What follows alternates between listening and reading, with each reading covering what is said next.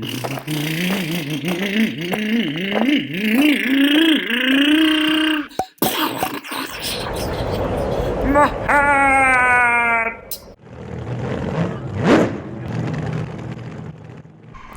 this is VTA on this beautiful day here at Norcal Hobbies. I'm the very last car. My buddy the Red Shell is that penultimate car, that bright pink car. And then my buddy Extra Crispy, 1, 2, 3, 4, 5, I think he's the fifth car. I could be wrong on that one. I do believe he's the fifth car. So Red Shell is to my left this time. But this is a very fun occasion. The reason why is today I'm running a brand new chassis, and that chassis is made by 3Racing, and it's the Cero Sport. I do have a build video, so if you're curious about the build, what it takes, some little tips, things that were annoying, do check it out. But I was very surprised how, in stock form, how well this car handles for VTA. It's definitely traction limited, and that's something I have no idea how to fix the tires. There I passed the Red Shell, that's what I was waiting for. But yeah, the Red Shell and I, unfortunately, I think he had another crash because we were having a good time in previous races for VTA. Now, one of the things that I am going to note is the car, the rear suspension is nice and soft, so there's quite a bit of traction compared to other things, but the car is on the heavy side, so it is perfect for VTA. As the car is now fully dressed, it comes in 1,478 grams, so that means I'm 28 grams overweight. I know I'm kind of heavy, the car was as well, but there's only one place I can think of that I can lose weight. Well, I guess technically two. One of them is the servo. I am running a full-size short course servo because that's what I had in hand, so if I went to a low profile I could shed some weight there.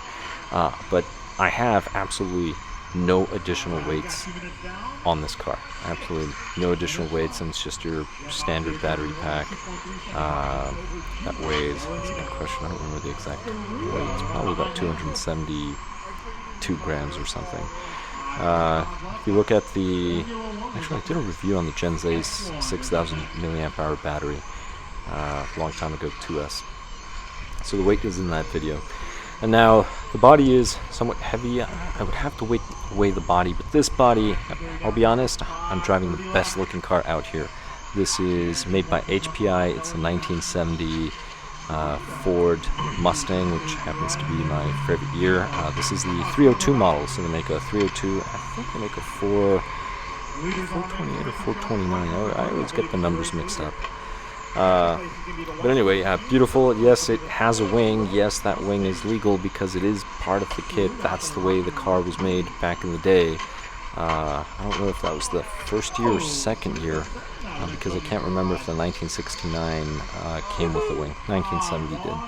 But anyway, beautiful looking body, and I'm having a ball, honestly, running it. The only thing is, and I'm going to warn you, the hubs are rubbish, and it doesn't really matter if it's the regular ones are horrible, but then there's also the ones with some more fiber that are supposed to be stronger that come in the kit. My buddy Extra Crispy ended up breaking one of his, so he DNF'd. But the regular ones are definitely really bad. Qualifier 1, during the warm-up session, I popped a dot, so the dots are those orange round bits. I popped a dot and I broke the rear left one. So because, you know, me being me, obviously I forgot the spare hubs.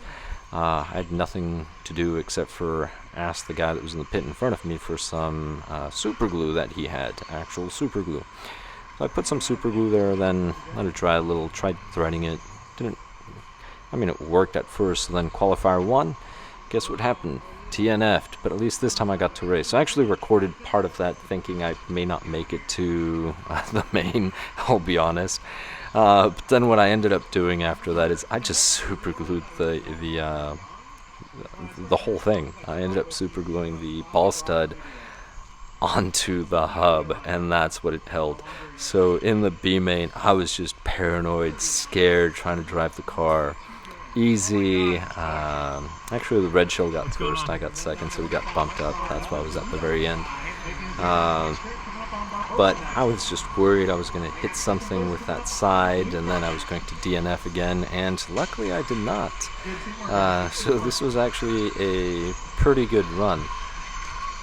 So hopefully I can get the new hubs in. I may go for the aluminum one, see how that works, and then I can try being a little more aggressive, because I definitely need to speed up a bit, go a little faster.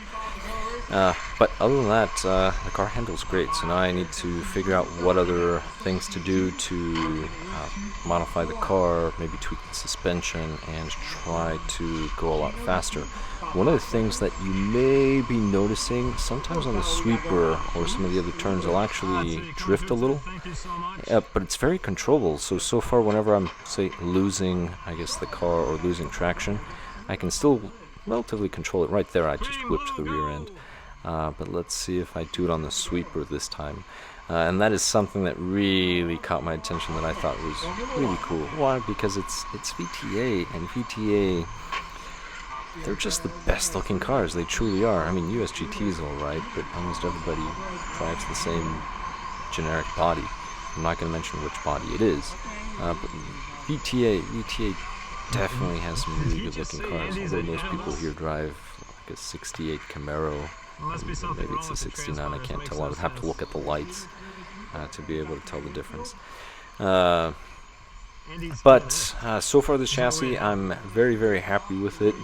It's about $100, and I ended up spending $42 on a full set of lower arms, a full set of upper arms, and then an extra set of front, top, and bottom arms for $42.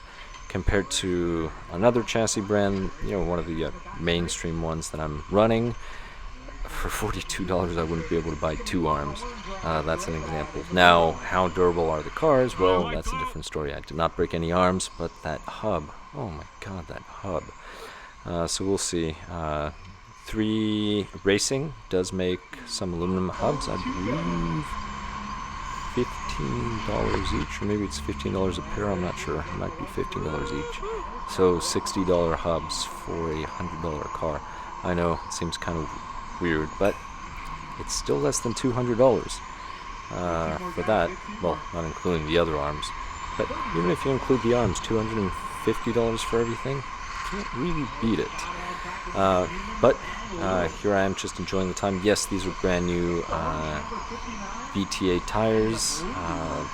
No, they're not bald, they're not swollen or anything. I mean, some of the individuals really know how to work them and get some traction. I have no clue. I'm just going to work with the suspension, tweak the suspension, and then just hope for the best and just have fun.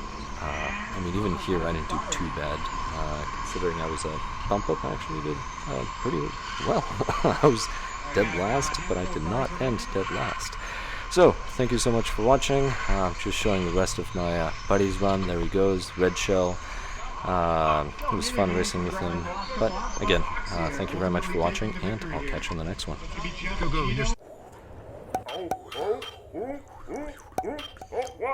Oh, my hair! My arm! My rod!